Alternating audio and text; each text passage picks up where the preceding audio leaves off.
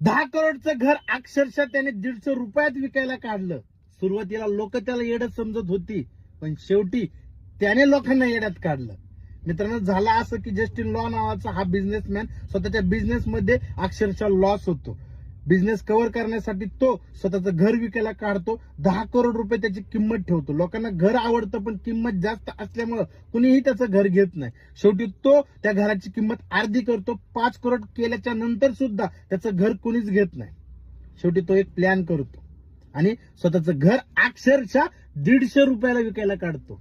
लोक चकित होतात. तो त्यासाठी एक लॉटरीचं तिकीट बनवतो. स्वतःकडे मार्केटिंगची पॉवर असल्यामुळे अक्षरशः त्याचं ते लॉटरीचं तिकीट काही तासांमध्ये लाखो लोक खरेदी करतात आणि त्याच्यामध्ये त्याला प्रॉफिट होतं 15 करोड रुपये. त्याचं घर सुद्धा एक महिला जिंकते. तो त्या महिलेला ते घर देऊन टाकतो. स्वतःकडे 15